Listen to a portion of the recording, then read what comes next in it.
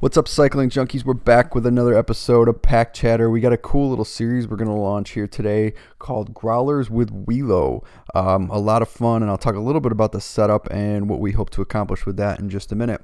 Beforehand, let's hit our sponsors, though. First, we're sponsored by NISBRA, the New York State Bicycle Racing Association. NISBRA is responsible for all the behind-the-scenes work that happens in racing, permits and upgrades and officials. They give out tons and grants and do stuff with scheduling. They're a great group, tons of good resources there if you need something in the sport, whether you're looking to put on an event or get started into racing or whatever it might be. So hit them up on their website at nisbra.com. or follow them on Facebook. We are also sponsored by Legacy Bikes. That's Legacy with an I, L-E-G-I, bikes.com. At Legacy Bikes, they got all your balance bike needs. So you want to get your little one on two wheels, get them up on a balance bike with my man Todd at Legacy Bikes. And they're just about to launch a custom paint frame program, if that makes sense. Custom painted frames for your little one. How cool is that? I know I said that kind of weird, but custom painted frames, freaking cool. So get your little one up on any color frame you want with Todd at Legacy Bikes. We are also sponsored by the Rock Crit and Grand Fondo coming up in July. It's going to be the coolest party of the summer. We got a Fondo from Deer Run Winery with 5 different ride options from 19 miles around the gorgeous Canisius Lake or 90 miles of brutal, nasty, crazy, epic adventure gravel, and then a few sweet options in between. We got an after party there that's going to be stellar. We got food and wine and beer and live music, tons of prizes. Everybody gets a bottle of wine for entering. So get signed up on bikereg.com. We're only taking 100 riders, so get there quickly to secure your spot and pick your distance for that event. And then the next day, we're going to do some racing. So we're going to ride on Saturday. We're going to race on Sunday at the Perry Warsaw Airport. It's the coolest venue in crit racing. You can see the entire race from the sidelines at all times. They got 5 turns, a funky hairpin, no traffic. It's fast, it's technical, it's super spectator friendly, it's family friendly. We've got craft beer, we've got vertical cafe, we've got smoking in the valley barbecue, and we're upping our game on our kids races. So we got a free U12 kids race. So throw your under 12-year-old out there. If you got a real little one, you can go out there and ride with them if you want and just have fun doing some hot laps on the airport, taking pictures and having a good time. And then we've got a 13 to 15-year-old race that we're launching this year for the first time. And the first boy and the first girl, both in the 13 to 15-year-old race, can each win a PlayStation 4. That's right, PlayStation 4. So we want to get some kids out there racing and give them a reason to come out and try it out. So if you have a under 12-year-old or a 13 to 15-year-old that is interested in those events, go to BikeReg and get them registered ahead of time so we can plan for that. So the Rock Crit and the Rock Grand Fondo, 727, 728. All right, so if you're hearing this, you're listening to the audio version of this podcast. There is a video version. So if you want to see the video version, there's a little extra content in that. Head over to my YouTube channel under Tony Seiler, and you can check out this same show on the video or kick back and listen to the audio. But what we were trying to do here is we're going to do a little series with my man Willo Glynn from Growler Bikes. He's the founder, the owner, Mr. Big Stuff himself, and he's a super interesting guy. If you've never met him, you get a chance to sort of get an idea of what makes this guy tick. He's doing a lot of really cool stuff, and he's fun to talk to. So we decided we would hit a series of group rides and mountain bike parks around Western New York, go out for a ride with some friends, and then shoot a little podcast afterward, and that's what we did. So we started this one at Dryer. We had a little group ride of 7 or 8 of our buddies out there kind of shredding in the morning for a little while, and then Willo and I sat down and we talked for a while. And while we were talking, we had people jump in who were out there riding, so you'll hear some of that.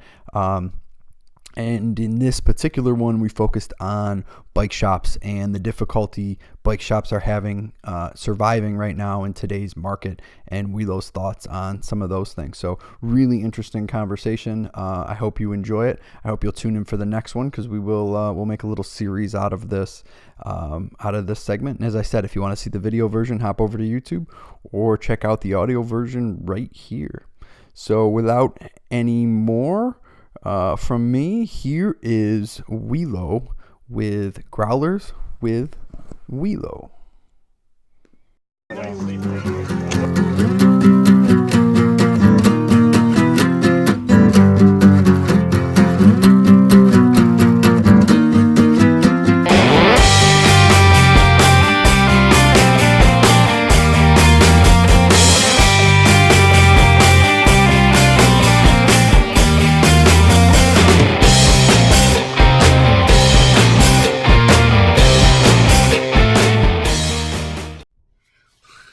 All right, so we just got done riding here at Dryer, and we're gonna have a brew from Silver Lake Brewing. So we got our Growler, and they recommended a golden rye lager. So love it. A nice sort of light beer post ride. I know you're kind of an IPA guy. I usually like something a little darker, but after a ride, that's kind of too much. They did have a coffee beer that they made with the local coffee shop. So the beans came Really? there, which was cool, very cool, but not necessarily a post-ride drink, I don't That think. might have been helpful for me this morning. Yeah, maybe. I didn't think about that. No, Yeah. maybe we'll have to get that one next weekend. Right. Holy God, that's good. So yeah, Silver Lake Brewing in Perry, great sponsor of cycling events. The owner's a cyclist, great rider. Cheers, my friend. Cheers. So they're a great spot if you go ride Finger Lakes Trail or road ride through Letchworth. They're right there in Perry, so hit them up and go get a beer afterward. That's really good. Dude, actually, I don't think I've ever had a golden rye, and I'm going to put it in the probably top 10, at least, of favorite beers I've ever had. Nice. Yeah, I've had some crazy stuff throughout this country, so excellent. That's good.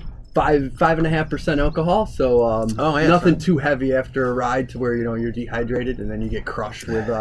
This is your post-ride recovery, right? Right. How we do it? Right. Yeah, you can't throw one of those 8% down after a ride, right? Well, if you want to have more than one, anyway. Yeah, if you want to have more than one, being the key to that whole the whole plan we had. We just got back from Ellicottville, and that's what after every ride, it was nothing but the strongest IPAs and double IPAs we could do, and it was definitely one of the more brutal recoveries that I've had for 3 days of riding. So it makes the second and third day that much harder, right? Actually, I'll say this: we had the best weather in Ellicottville this year, and the trail. Have you been to Ellicottville? Yeah, right? Trail's brutal, super fun. One of the best places I've ever ridden, and I haven't been riding as much this year as I've been talking about because I've been working so much. But the day one, the biggest ride we ever had. Yeah. Day two, the second biggest ride we've ever had. Nice. Combine them all together, it was awesome, and my body felt amazing. So I'm going to blame it on the beer, why it felt so good. There you go. There it is. Proper nutrition goes a long way, right? That's good. That is definitely good, man. So today's ride, man, Dryer Road Park. Thank you to all the trail maintenance, all the guys out there, Grok, who maintains all this, correct? Yeah, Grok does a lot here. Great organization.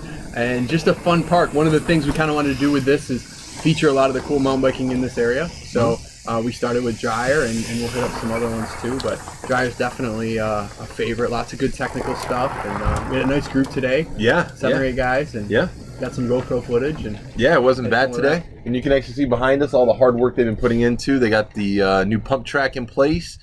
Dryer's always just been a great park for the beginner intermediate, so thank you to Grok. Big huge thanks to all those volunteers who come out and let us ride here. So for sure. But yeah, solid ride today. Yeah. Favorite trail? I don't know. I can't keep them all straight. They all had all these names, and I just like when I mountain bike, I'm just like bombing around in the woods. You know what I mean? Like get lost and then try to find my way out. So, I don't know. We had some good descents down through there though. Today we did it completely different. So I've ridden in this park for about 15 years now, and we did 2 trails backwards from what I've ever ridden them. So one was what was the first? Chutes and Ladder. I never ride Chutes and Ladder that direction, and I found it incredibly fun. Much faster, much more, little less climbing. It felt like going the first way. So the downhill descents were amazing.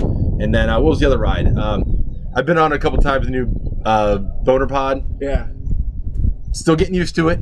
I think that was my first time on that one.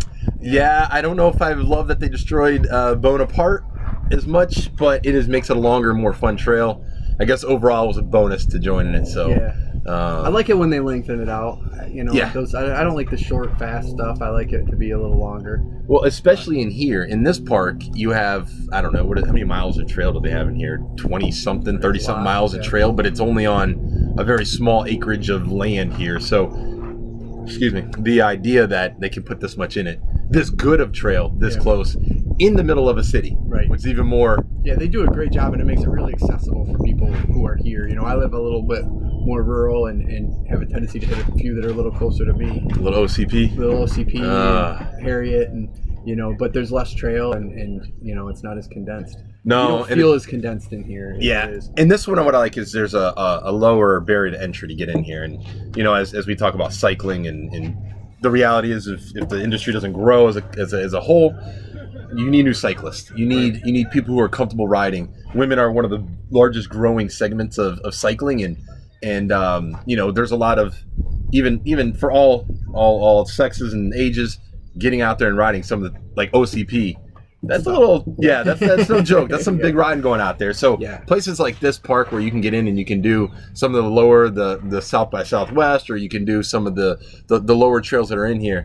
It's a great spot to take. I even brought my very first time bringing my daughters out riding, came here. Yeah. So we went up and then we did Ziggy through around. So nice. Great place for them. And you know, as we want to grow the industry, that's a necessity. So we see a lot of families here today, so that's always awesome. Yeah, we saw the tow behind on the bike. The dad was ripping through those woods with the kid on the. Dad was strong, man. He was pulling that kid through. The kid was bouncing back and forth, and he was loving it. You see his face? I think Dad could have pulled me up that hill. I was looking for a little help. I told you, if we can get one of those, you can carry me in it, dude. I'm all for it. Listen. So let's talk about the growth of the industry and sort of the way it's shifting, because you're doing something that's it's happening in a few different companies for sure, but it's very new and it's certainly here, and people are catching on to it. So so the industry is the best way to put it is evolving incredibly fast, and the biggest my biggest concern for the industry right now is that the bike shop's going to be the one that gets left behind in this whole thing. Mm-hmm. Direct to consumers, bikes are people are more confident in buying direct to consumer thanks to Amazon and pretty much anywhere you want to buy something. If we look at the retail side of the business, the last time you've been shopping, when was the last time you went shopping at a real store? I don't know, can't tell you. Yeah, I mean, I had to go to a Harbor Freight the other day to go pick up something, and when I got to this Harbor Freight, what I noticed is in this plaza 3 years ago, it was packed. Mm-hmm. The whole plaza. I got there now, and almost 70% of the plaza was dead. There's nobody in it, and which is a sign of not only in the bike industry, but in industries all over retail.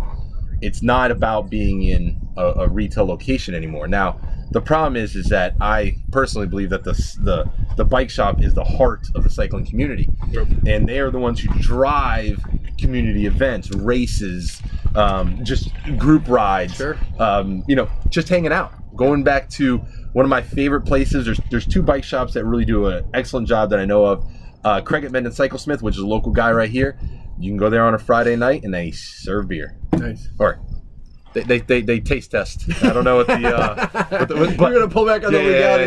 They don't serve beer. Yeah, they're not selling anything there. You can drink beer there on Friday night with your buddies. Yeah, bring your own or something like that. Yeah. So. But the difference is the atmosphere. The atmosphere is the same reason why I like to ride. Right. Everyone knows I'm no racer by any means. The last race I've done was which is the Farm Mall. Mm-hmm. I did two of the four races just because I wanted to get back into shape a little bit. Yeah. I'm not a racer, but I like the camaraderie. I like coming out with my buddies like we did today. Right. With 7 to 8 of us, and we just started chit-chatting. I mean, we sometimes sat at the trail and I'm like, oh crap, I'm talking too much. We got to get moving. Right. So, but that's cool. That's what's cool about mountain bike ride. You know, I kind of come from a road background. I've never ridden mountain bike for a long time, but I always ride and race more road, and I love it. It's great stuff. But I love the mountain bike aspect. I don't bring my computer. I don't have a power meter. Like, we're just riding. We're talking when we want to talk. We're stopping when we want to stop. And it's just... And you get lost. Yeah. You get lost in the woods. And, you know, I've done a couple road rides. Everyone knows I'm not really a huge road rider at all. It scares me to death, honestly, being on the roads with cars and cell phones and all the other things that distract us from when we're out there. But just the being in the woods, to me, it always feels safe. I'm out in the woods. We even saw a baby raccoon today. I mean, that's kind of got a little nature in us. I think today. I got it on the GoPro. I might be able to include it. We'll see if we'll get a little snapshot. We'll put it in right here. Yeah. But he was awesome. But I mean, that's the things you don't get to see. And you know, none of this can really happen without the local bike shop. Right.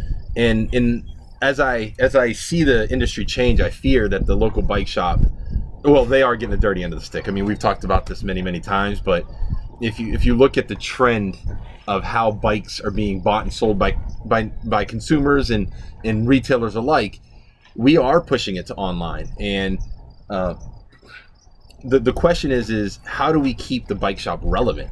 Right. Because at the end of the day, the bike shop has to be the part that brings the community together. Yeah, absolutely. And as we discuss some of the different issues, the biggest issue I see with a lot of the bike shops is that it's stuck. The bike shop is there. Like, it can't go anywhere. If you look at all the great bike shops we have here, Towpath and Park Ave and Try On Bike and Rochester Cycle and Fitness, all the different bike shops we have here, they're limited to their space. Right. Until they bring a person out. And so that's one aspect to it. Being able to be part of the community as rents go higher and margins get lower, it's harder for them to employ.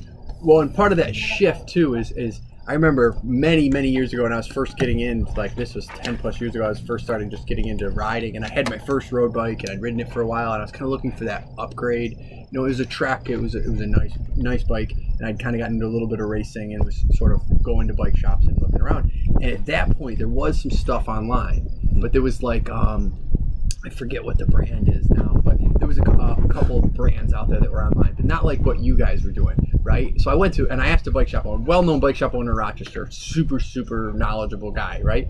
And I went in, and I remember he had a great conversation with me, and I said, well, you know, I can buy this Bianchi or this Trek that you have for $5,000, or I can get the same group on this bike online for $1,500. Like, why should I do it? And he's like, well, it's not manufactured as well. You know, they're not tested as well. And I think at that phase he was right. Yeah. Like, I think the stuff online then was junk. Different. You know what I mean? It's a different animal. Like, they were throwing components on it because everybody knows the component group, especially back then. It was pretty simple. You know what I mean? Like, you got Ultegra, you got Dura-Ace, whatever it was, on the road bikes. So I was like, okay. You know, he's like, you're not worried about all of the fine tuning stuff.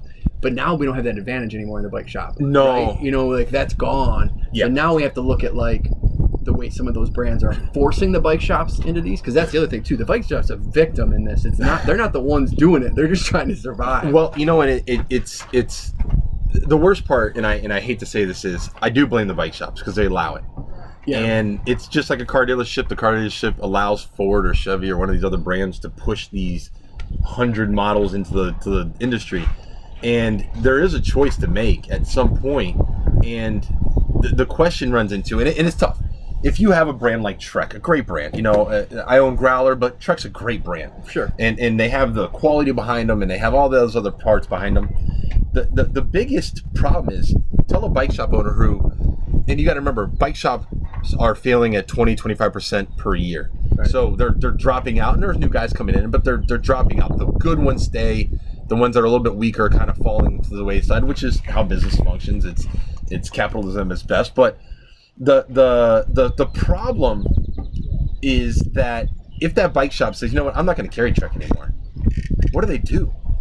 How do they survive making their, which sounds sad, their $75,000 a year as a store profit? Right. I mean, that's ludicrous if you think of a business that's all they're going to be able to produce in a business.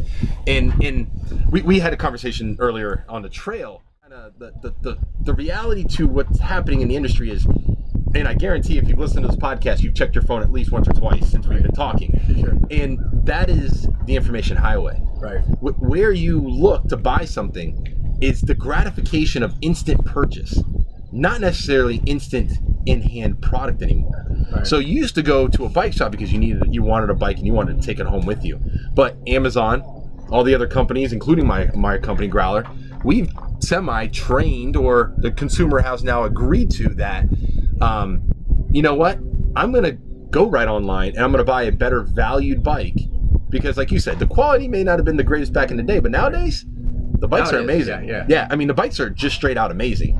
And, you know, take a spin on Well, that's because of a lot of small companies like you who started producing good bikes. You know what I mean? Yeah. It's not because the big companies shifted that. It's because the small companies coming in, they're figuring out how to build good frames, they're figuring out where to get good frames, and then they're building quality bikes. Well, and that actually becomes a more important part. And we'll talk about a little bit about how the shift in manufacturing is going to really make a huge impact on the industry. So the first part is just a quality of bike you can buy online. Right. You can buy it because they're not necessarily involving the bike shops anymore. Right. You go to look at maybe like a brand like Linsky or even sometimes ours. We do work with dealers, but there are brands out there that don't, and that's Right. it. They go direct to consumer, like Bikes Direct maybe. They don't need them, and they're making huge profits, and they're selling, realistically, they're selling quality frames. The Kinesis frames are quality frames with a good spec at cheap prices. The problem is they're not built when they get to you. Right. So that's, you know, not always. In our case, we actually fully assemble the bikes and ship them fully assembled. So that isn't always the case, and that's actually changing how things happen. But the quality's there. Right. The price point is much cheaper. It's hard to make $2,000 to buy a quality bike these days. And if anybody has kids and wives and work hours like I do, you know, I'm not only do I own two companies, I'm a full-time cop. So Right. I legitimately put my life on the line. So when I look at money, I look at it as $2,000 is a lot of money. Yeah. It better be well worth it. Right. And if I'm going to get $2,000, where am I going to get the most bang for my buck? Is it the bike shop or is it online? Now, physically online, I'm going to get the product is going to be worth more. Right. In our case, Growler is incredibly good about customer service, but if you take in just straight out knowledge of our own products, but if you go to a bike shop, Craig at Mendon Cyclesmith, Eddie over at Fast Eddie's, or you go to some of these, whatever they are, there are some really talented people inside these bike shops. Yeah. And they're not getting paid their value.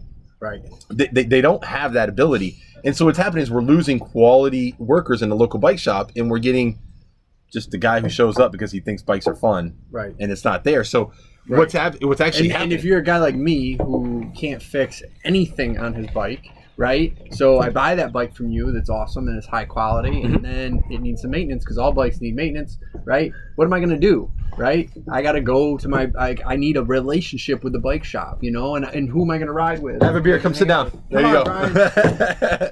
We're having a guest here Yeah, enjoying a little Brian was out on the ride with us. He's a little too extra. Silver Lake Brewing. Yeah, It's delicious, man. A little golden rye. Beer. Nice. Pour some in. We're just He's got talking. his Dunkin' cup. Yeah. Now You gotta make that's how a good mountain biker does it. I'll shut up.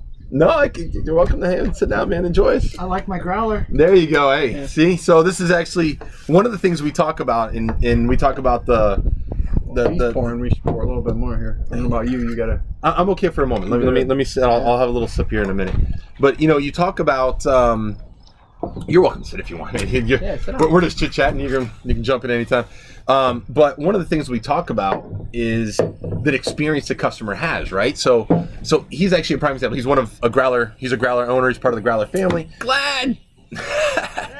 Hey, there we go. See, there's more. See, everybody knows everybody here at Yeah. Dryer. So one of the things that happens is, can you get the experience online versus in a retail shop? And what's actually happening is you can. You want a beer? Sure. Come join us. We're doing a podcast too, so nice. you're welcome to join in. We're podcasting, Pack Chatter. Come on, You got an man. extra cup over there by chance? Let's see what we got. There's extra beers in there There we go. for sure. But You want to give me silent? sure, There you go. What's up, bud? How are you? Pretty good. How are you doing? Good, man. Living the dream. Living the dream. yeah. What's up, brother? How you doing, Tony? Good, man. Good. Glenn and I used to work together until he got a new job.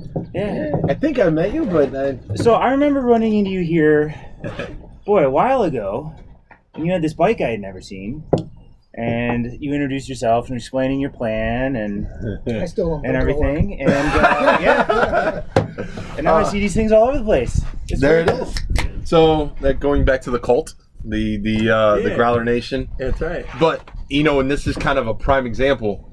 He met us once. So right now the discussion we're having right now is what's going on in the bicycle industry. How the local bike shop is the heart of the business, but how it's kind of moving away from it and it's destroying it. So how do we fix it? How do we get it back to the bike shop so that the bike shop, which once again is the most important part of it, the business, but it's companies like mine who I do have bike shops that sell us, but the reality is I don't need a bike shop to sell us. The experience people can get coming through us is I don't need it. Does that make sense? But I want it.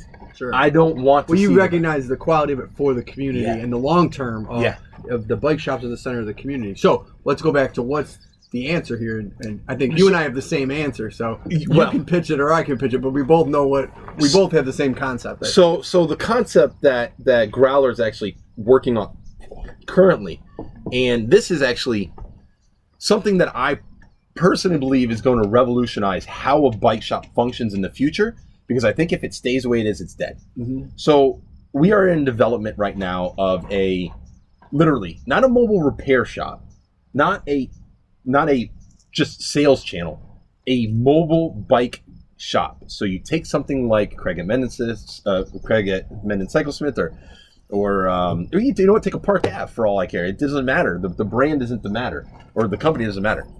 Get somebody who is highly involved in the community, and instead of making them stuck on a spot on Monroe Ave in Pittsford, you give them the ability to show up here on a Saturday with a truck and a full-blown trailer that carries demo bikes or bikes for sale, a repair center inside, and you start your group rides every Saturday morning at 10 a.m. and everybody comes, joins, and then we drink a little beer afterwards, and we create that community, but I create that wherever I want. Mm-hmm. So when I talk about what the reality is, the best bike shops are in the community, but they're still stuck to the traditional sales floor, and that is the death of them. That sales floor forces them, for companies like, we'll just say the big three brands, to say, no, you know what, you want to do this, you got to have X amount of floor space, you got to carry $500,000 worth of inventory every single year, or right now at any time, and you better sell that before I bring it back out in spring for the next set. And I think that's what maybe the average consumer doesn't understand that hurts the bike shops tremendously. Is you want to carry, like you said, one of those big brands, right? So it's like, okay, you got to spend $5,000, and then if you don't sell all that stuff, you still got to spend $5,000. Yeah. Right. So then you run into that issue where, Glenn comes in and he's looking for a bike. And he says, this is my budget, and this is what I like to do, and this is what I want. And I go, well, this is what I got on the floor. Yeah. It might not be quite right for you, but it's what I got to push, because how else am I going to survive, right? Whereas instead, and this is the other piece in addition to the mobility, where we talk about customization, if we were running a system where we're working with small companies that run customization, it's like, great, let me build you the best bike that's for your money. Like, let's put the money in the right spots. And on the trail ride we were just talking about, I sat down with a customer the other day. We didn't even go to the bike shop. We went to the bar. We had a couple beers, right? And I sold a $7,000 plus gravel build where it was exactly what that person wanted. We put the money where that made most sense for the type of riding that person wanted to ride. It was the great build for that rider. And it doesn't have to be $7,000. No. It could be $2,000. It could be $1,500. But it's getting the most for that person at that particular time. And because you can build it, that is the differentiator. So the customization is really what I think is going to help save the life of the bike shop. So a prime example of this is in the model that we're discussing, because the showroom is only 20 foot by 12 foot wide, you're limited to what you can physically carry, which is a huge benefit to the bike shop. Because in our model, you should be able to spin a bike roughly, especially with our new American made line. Once the frames are here, we can spin a bike from powder coat to full build in under 3 to 4 days. So that's what you're talking. That's obviously when we're fully staffed and we're running right. And I mean, we're having growth that's killing us right now. But 5 days. Right. And you guys do the color. And that's another thing is with the customization, the paint. Yeah, it's so important. Like you get guys, who race and they're more performance oriented and they're going to be more concerned with some of those components. So again, we use Glenn, he's an experienced racer. Like he's going to come in, he's going to care a little bit more about the performance end of things, but he still probably wants a cool paint job. So you talked me into that. Yeah. My orange bike that I've for years, right? I sold him his first bike. Yeah. And probably his second and his third and his fourth, but probably. But a lot of people too, especially when you talk about that hybrid rider or that first time mountain bike rider, the first question they ask, they don't understand anything about the drivetrain. They go, "Is this the only color that it comes in?" Right. It's like, well, yeah, that's what we got. It's pretty cool if the answer is, well, it comes in any color you can think of. Yeah. You want me to? Good color. Yeah, you're into Star Wars. Let's do a Star Wars bike. You know what I mean? You're into whatever. Let's customize. I saw you guys did one with Jimi Hendrix, right? Not Jimi Hendrix. So we did do a Jimi Hendrix, but it wasn't a Jimi Hendrix specific. It was Purple Haze was the theme, and it was because that was his race team. Okay. And it's a local doctor that just wanted to. He literally handed me a T-shirt and said, "This is what I want." Yeah. I go, okay. Yeah. Well, let me go get you this. So I sent this off to a company who could literally hand paint it, and we can make that happen. The reason why we can make that happen is because we start with blanks. Right. It's like having a custom skateboard or something like that. We're starting with a blank, and because our process has become so efficient, we can produce a blank and create from blank frame to full assembly to what you want, not only the way it rides, but the way it looks. And the bigger part is the bike shop can do the same. Yeah. So when you eliminate all of that crap that the bike shop is being forced to do, it is the savior of the. So we talk about the standardization of the industry, and we talked about this on the trail slightly. Right. Because everything is so standardized, and I know everyone's like, well, it needs to be more standardized. It is standardized. Yeah. When Trek makes 1 million of something, you're only going to get it in that variant of it. Now, can it be modified? Of course, but that's going to cost extra money. You want different rims, it's going to cost extra money. In our system, literally, we can produce now one of the systems, and this is the extra bonus to manufacturing. Right now, we're seeing a huge spin in manufacturing. Everyone right now is doing the race back to the U.S. Trump, like him or not, those tariffs are putting a huge impact on bicycle manufacturing. There's huge tariffs on getting frames in. The thing is, it's not so bad that if you want to keep manufacturing out of Asia, that's not an issue, right? The bigger issue to it is it gives the American manufacturer the ability to compete. And people have it, and there's a lot of arguments online. As a bicycle manufacturer, I see it in person. The cost for me to build a bike in Asia, ship it over to the US, versus American made, is going to cost me roughly, we're talking actual cost of product for my cost. We're talking maybe 15-20%. But you got to remember the cost of the product versus what it sells at retail is two different worlds. Right. So I understand the big three are about to jack up prices. They are. Yeah. And that is a beautiful thing for American manufacturers. Right. In our new system, it's great because now what's going to happen is it now allows me to bring in a bike at the same level as the big three brands. And we've already talked about it. We discussed the price points. We had the plan in place. Next month, literally, we're going to be launching American-made bikes. Back what Cannondale used to do, where everyone loved Cannondale because it was American-made. They were like the last ones holding on. Yeah. They were the last ones holding on. And there's some brands out there that do it, but those are $3,000-$4,000 bikes. The reality is now, with some of the new technologies we have, we can help deliver American-made bikes made by Americans who are running high-tech robotics, who are welding these machines together. We can bring those into the U.S., or not even bring them, they're already in the U.S. We can bring them to market at the same exact price points that you're seeing the big brands do it overseas. Right. The biggest part about all of that is that allows us to do what we call a JIT, or just-in-time inventory system, which is what the bike shop needs.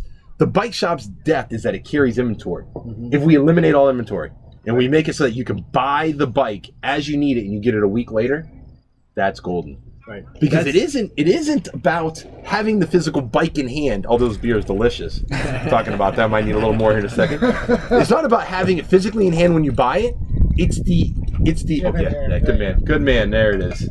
It's the idea that I just bought a bike and what I want appears in less than a week. Now that is the savior to the industry. Yeah. And what it actually allows us to do in a grand scheme of things is a couple things. For the bicycle manufacturer, it allows us to drive down the cost.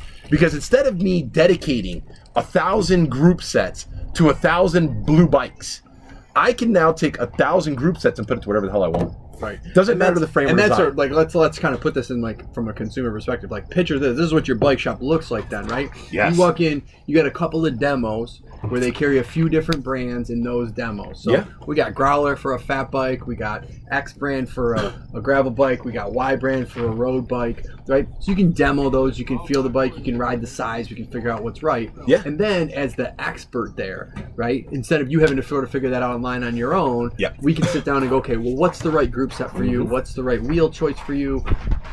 Do you need a drop? Come on in, boys.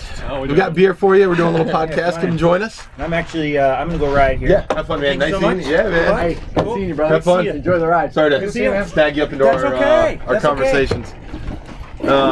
But yeah. So then, and then there's group rides there, there's events there, and if it's a mobile bike shop, that's phenomenal. If it's a brick and mortar, it's, you can get some of those little things you need, the tubes, and the regular mechanical work, you can focus in those areas, and not be forced into something that doesn't fit what you want just because it's on the floor. And it's not to say that bike shops are bad guys, like they're just trying to survive, you know what I mean? And that's the reality they're stuck in because the manufacturers, the big three in particular, put them in that. Yeah. And because the consumers traditionally want those big three. But it's not happening anymore. It's not happening anymore. Right. And so we talked about it. You actually said it to me the other day. It's like you can go somewhere now and Growler's not just some random brand that exists anymore. We're only 4 years old. That is a huge change in a market. And, look, Trek's still going to outsell us. I'm okay with that. Yeah. But we are putting a huge impact on the fat bike market. I mean, when you're selling thousands of fat bikes a year, just fat bikes, that's a big market for everything to be a part of it. When you really think of the grander scheme of what's happening, the bike shop is the only one that's really truly losing.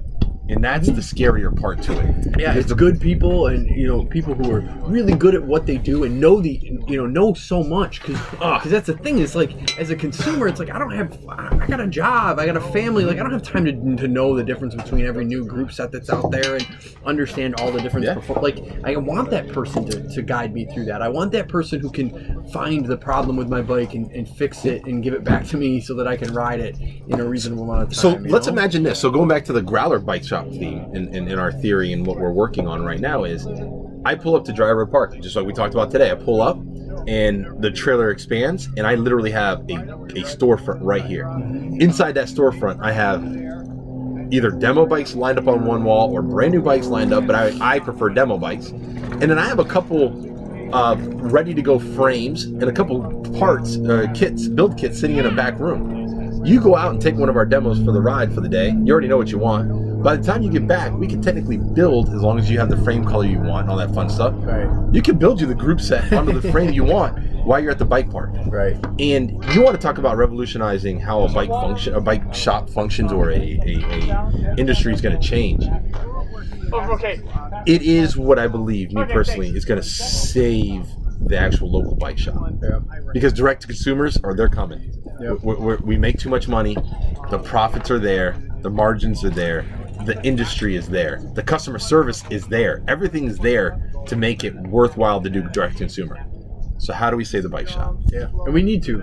It's you absolutely super need important. to. Super important. And I know, and I think it's great coming from a guy like you, who, like you said, you can cut that out. I can cut it out. You could be totally savage about it and be like, "Screw the bike shops," you know what I mean? I'm gonna go all out. But you see the bigger picture with the community, and you're like, "We want that." Like, we absolutely do. Yeah, we do. I mean, take Grok or Wynimba, some of our local groups that are out here. They're phenomenal. Like, if it wasn't for them, we don't have Dry Road Park. We don't have, whatever trail systems they have out, Jake's Rock or whatever. I don't know all the different versions that are out towards Buffalo and some of the other areas, but you don't have those. You just don't. Yeah. And if it's guys like me who, once again, I have 4 kids, I own 2 companies, I'm a full-time cop. Right. I could donate to these causes, but the chances of me actually getting out for trail days in mass production just isn't going to happen. I've done a couple, but beyond that, it doesn't happen. Right. You got your job is to service other areas. Yeah. We need those. We need those jobs as well. Yeah. And it's a whole entire community that allows us to continue. And the bike industry it's funny because everyone keeps saying parts of the bike industry are. Sorry, I'm just watching a fatty go over the I don't even know what they are. The big jumps, big whoops. Yeah, right? the big whoops. Yeah. So you know, it's that actually drives the industry. And if you look around, you'll notice. I'm sure you've seen in the background. There's about 1,000. Hey, Pooch! Look, there's about 1,000 little kids running around here. It's the next generation of. What's up, brother? How are you? I'm good. But it's the next generation of the bike shop. Where's the unicorn? Is it not out today? No. Fair enough. Fair enough. I thought I'd ask. I feel so bad I don't have it. You don't have to feel bad. It's a bike. Are you out riding? Yeah. That's all that matters. But right at this very moment. You like that lefty shock? Yeah. Yeah. It's a beautiful thing, isn't I it? love the weight. I love the weight of the Growler. Yeah. The weight. I love the weight. The weight? And I love the geometry, how it goes around the corners, and you know how most fat bikes just kind of veer around corners. You get a little bit more control with yours. Yeah, man. How's the Pooch? Where's he at? Come here. What's the dog's name again? Sorry. Tilly. Lily. Tilly. Oh, Tilly. Sorry, Tilly. So last time we went riding, I saw him out over at the wetlands, and Tilly wanted to go ride with the bikes. He was hiking or walking with the dog, and Tilly was gone. Tilly wanted to go, so our crew stopped and gathered Tilly. And There's nothing like a good trail dog. Oh, I love the trail dog. I had a buddy who lives next door who loves it. He had a dog, can't trail run anymore, but it was Have a great day, guys. see you, Lou. Have a good night, buddy. it's an Australian Shepherd. Oh, those are And, great dogs. Dude, that dog could run. So we would show up and we'd pick that dog up, or pick him up, and the dog would bark the whole way up to the ride because it just knew we were going, you know? And then we get going, and every time we slow down, he would bite my buddy, like on the leg, and just pull on it, which is great. My buddy's kind of obnoxious like the dog. Are you on film? We are. That's okay. You wanna jump in? Sorry. Come So, say hi. Are you Tony? Yeah. I just became friends on Facebook with Tony, right? Yeah. I'm so confused. Like I know you guys from. From the gravel races. Yeah. Yeah. That's so funny. How you doing? Very cool. I am hurting. Yeah. Yeah, I just got back from Scotland. You want a beer? Oh, I'm good. We're doing a little podcast, so. Oh yes. You want to come in and say hi real quick? I saw that. Jump your head in. Just say hi real fast. Yeah. Sit right here. This is how we do it here. Oh, that's so funny. I don't have a problem. That's okay. Hey, listen, not everybody does. No, it's I saw not that yet. email. Yeah. I was like, I don't have a growler. It's okay. It's okay. Come on, sit down. This is Michelle, right? Michelle, Yes, see? Michelle. State champ. Yes. Yes. She Yeah. won the intermediate state championship at Prattsburg this year. Did. And, Oh, raced very the gravel nice. series. Congratulations. Thank you. Look at that. Yeah. Got local celebrities and everything. I know, right? We saw her on the trail. We were high-fiving Yeah? on the trail today while we were riding. Yeah. How was Dryer today? It was good to be out. The conditions are great. Yeah. Beautiful. I Great. just got back from Scotland, so. How was that? Were you riding in Scotland? Yeah, I did a race. Oh, yeah? What was How'd- that? how'd Tell you us do? about it. The Highland 550. Nice. Yeah. That's 550 miles, I'm assuming? Yeah, it was really Or a tough kilometers. race. They 550? use miles, actually. It was Oh. a really tough race. How long? How many days? I was out there 8 days. 8 days. Yeah, very technical. The weather was brutal. What was the conditions like? Tell us about it. Cold and rainy. That's I Scotland, had- right? That is what Scotland is, I cold had and to rainy? cross a river that was up to my waist. So, like, I had to, like, cradle my bike up over my waist like this to get across the river. Nice riding, buddy. Looking good. No kidding. Yeah. That's insane. It What was was was it mountain insane. bike? Was it All cyclocross? mountain biking. Yeah. Yeah, very technical mountain biking. Technical trails? Yeah, Yeah. Cool. yeah. Very cool. Hardest race I've ever done. Really? How'd you get into that? What was the And that's it, Bike, folks. bike packing. I've been bike packing Yeah. for a while. I did the Tour Divide. Oh, Did you go that's with your cool. friends or team or anybody or just you? I've just been out there. Yeah. Just went you out by there. yourself? Just went out there and crossed the country. That's It's fine. awesome. Yeah, someday It's I wish I fine. could say that. Man. I'm just going to Scotland to do a race. Yeah. By myself. No big deal. Yeah. That's It killer. was pretty crazy. Well, congrats. Oh, thank that's you. awesome. Yeah. I did. I actually did quite well. That's insane. I rode 500 miles How many once. people do it? There was 63 people. Yeah. Yeah, at the Grand Depart. It's amazing. I Yeah. rode 500 miles once. It took me like 2 years. Yeah, I was But gonna I say, completed yeah. it. I do about 500 miles a month. Yeah, You know what I mean? yeah, Like, yeah, damn. yeah. On the road, not On the road, trail. yeah. I don't do We're road, talking but about the- trail, but the yeah. mountain- Beautiful out there. Yeah. Yeah. That's That's what I've heard. I've heard Scotland is gorgeous. Yeah. So we went all the way up to the northeast Scotland. Very cool. Yeah. Well, you got other big Thank you. plans this summer? Well, I was gonna go to the Black Fly this weekend. Oh, what happened? Today. It's actually today. I decided that I can't race. I can barely mountain bike right now. I was like, it would have been fun to go, but If you don't know what the Black Fly is, it is one of the most brutal rides that they have here. It's a gravel race. it's a gravel race. yeah, I was gonna tons of do- climbing. I was gonna Yep. do the fat Tons of bike. One of the oldest gravel race in the state. Yeah, yeah. We're Prattsburg. We're number 2. Yeah, there you go. Yeah, so Oh, we have. we're number okay. 2 behind Black Fly. Hats off to Black Fly. Hey. That's very Stellar cool. race. Yeah. We Yeah, had a I'm couple of our sorry to guys miss are up there Black Fly. this week. So I'm thinking about, so I ride, I do grass moots. So I'm thinking about talking to them about getting a gravel bike because I rode my mountain bike, my moots mountain bike. Nice. Great company. Looking into getting a gravel bike. Yeah. But those races were fun. what did you race? What did you race at our series? I rode my Moto X mountain bike. Yeah. Yeah, and What about Fatty? Go straight Fatty. We got Call a it that. fat bike class. Or you guys needed to launch a gravel bike. We do. We have one coming this fall. I can't wait. We have a gravel and a cyclocross. We have gravel, cyclocross, and road. Those are the 3 that are coming in. So you coming up with a gravel bike? Yeah, so all of our manufacturing moved. Sorry, everyone, we're kind of segueing off to other stuff. So all of our no, it's all right. This is what happens. This is why we're at the bike park. Yeah. So we actually have because we manufacture now in the U.S. instead of in Asia. So all of our new frames are coming out. So like 27.5 plus, we have a Fatty that's going to match. We have a road bike, cyclocross, and gravel coming out.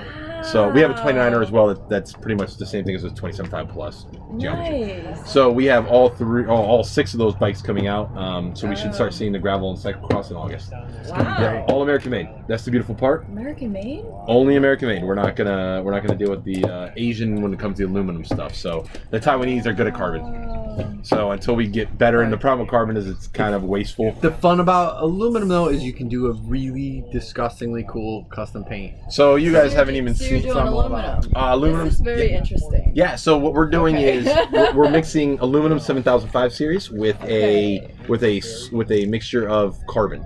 So the two materials together, one helps dampen. So aluminum 7005, when it's heat treated properly, will actually have about a 61% better fatigue life than a 6061, which is what traditionally bikes are made out of. You combine the problem with it is that it's stiffer, much stiffer material.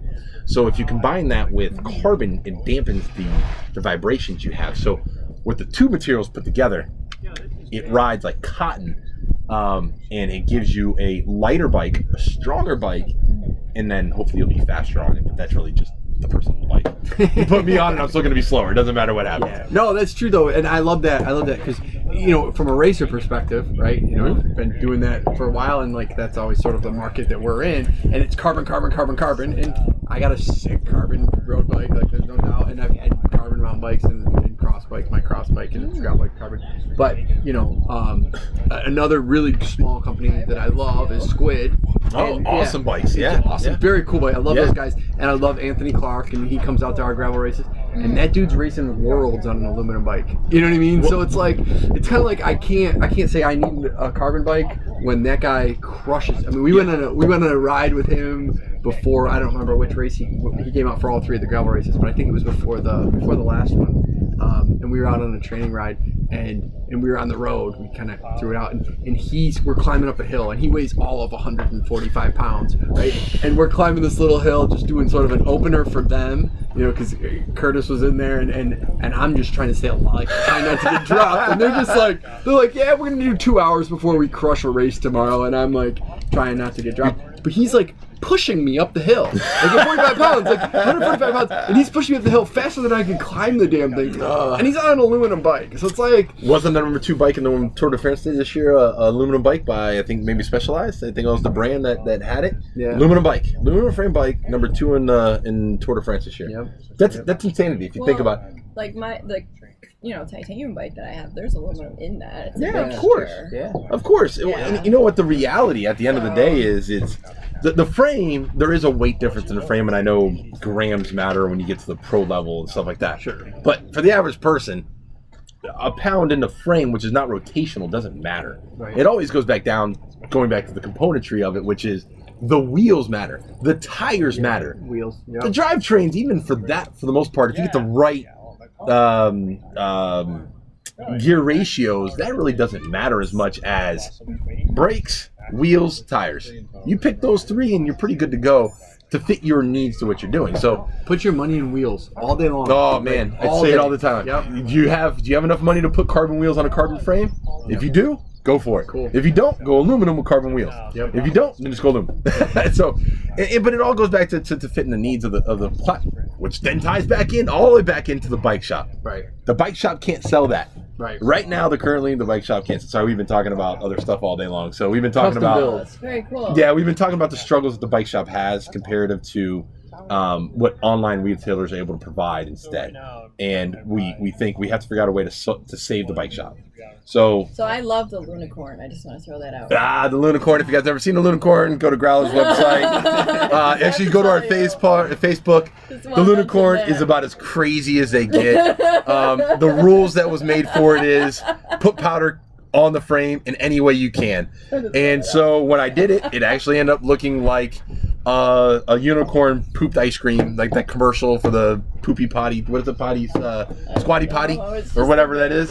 But it reminds me of that commercial, and it's called Lou, the gentleman who owns it. We called it the Lunicorn. He was just here. He was. I said hi hi to him. on my bike today. He is. It is the craziest thing I've ever had to create, but that's the beauty. The beauty was Craig at Midnight Cycle Smith calls me and goes, "Hey, I need you to make something crazy." And he goes, "What can you do?" And I said, "Just give me a couple hours." And then a couple hours later, we had the Lunicorn-ish in theory. And then I had to order some powders, and we made this crazy, insane bike. That bike is so amazing. It is. The wheels were my favorite. The wheels, when I looked at the wheels, and what's even funnier is there's actually colors inside of that bike that weren't actually shot on it. So when powder gets mixed together, so the science behind it is it actually melted together and created the color of orange, which wasn't originally at all ever put into the bike, but it's on the bike. And so, talking about the fun of my job, here's part of the fun of my job is I got to play with this one bike. In particular, I sat in a booth and I shot for about 4 hours. I shot every single color to make this thing happen. And you didn't know what was actually going to happen until we put it in the oven to bake. So when it got in the oven, it came out, and I was like, that's wicked. It's incredible. It is fun. It was fun. I haven't seen it. Oh, okay. We're going to, I'll send you one tonight. Send me dude. a picture of it. We'll the Lunicorn, you know what? Yeah, Good old talk about technology and how technology works for our favor. I don't think I have it saved as the Lunicorn, but I definitely got it saved in this thing as my favorites. Photos. Let me go to albums. I definitely need this in my favorites. Shared people's something. So it all happened that Craig was, building a bike for Lou, and Craig's like, well, what color do you want? And Lou said, surprise me. Mistake number one. You want to build a bike? Color matters. Color matters. Like, we need more custom paint. I'm all about it. Never tell somebody whatever you think. That is the wrong one. Where is this bike? Now it's going to drive me up the wall until I find this bike. It's definitely on my Facebook. If you go to Growlers Facebook, which thank you to Mitch Hyman. You are a phenomenal media guy. You are the one who is Mitch Hyman. He runs all our media. I didn't realize it was National Donut Day, and I should have because I'm a cop. Pun on myself. I didn't know that it was National Donut Day, and I would have went to Dunkin' Donuts immediately and grabbed one because it was yesterday, right? Yeah, I saw Mitch posted something with Growler on that. Some donuts. Yeah. And it's, you know what? Not to make fun of cops, but everybody loves donuts. Let's be real. A Boston cream, you can't go wrong. I'm gonna find it. I'll send it to you. The Lunicorn. If you haven't seen it, it's actually on a forum on NTBR. Craig started a forum for it. Cool. So if you want to see some photos, it is the most disgusting, wicked thing I've seen. I'm heading over there now. My shifting is so messed up. Over to Craig? Yeah. All right, tell him I said hi. He's actually working on a set of custom-built NV wheels for us, for a client, for a Rick and Morty theme, actually. It was wrapped to match his Tesla. Yeah. Cool. That's where it's at, man. That's where it's at. All right. So I think Willo's got to go to bed. Yeah, I've been up since 5:45 yesterday morning, and I haven't been to bed yet. I worked all day yesterday, and then worked last night. Gotta go home and see the kids, and I haven't seen them yet, and I still gotta go to work tonight. So, if any of you guys ever hear me and I'm actually tired, so this is me tired, me energized. Yeah. I think brings it down a notch. Yeah. So, well, thanks for joining us. Yeah, it was great. We'll do this again. So we already talked about it. We're gonna do it quite a couple of different times here over the year. If you have any ideas out there of what you want us to talk about, you want to see an insight into the industry. I am a manufacturer. He works on the events, and he has some insight look into the sales side of it as well. Hit us up in the comments, guys. We'll talk about it. We'll have a good time with it. Yeah, that's it. We even got racers stopping by. Yeah, Michelle stopped in. Glenn, Brian. So good times. Yeah. Michelle, enjoy the ride today. Well, yeah, thanks. I'm gonna go get a massage now. Hold on, that's what we're talking about. All right, so we'll catch you next time. Yeah, cheers, my friend. All right. No, I'll send you the link again. All right, let's ride, boys. Where are we heading to? What do you think we do the South by Southwest loop, come back around, go to the top, and do Willo's favorite run? What the hell's the name of that one? They combined the two? Oh, the Boner Pod? Boner Pod, you call it. Yeah, fucking Boner Pod. Boner pod. Boner Pod. So we All need to take a right. left. South by Southwest loop all the way around. Go ahead, Chris. I'll follow you.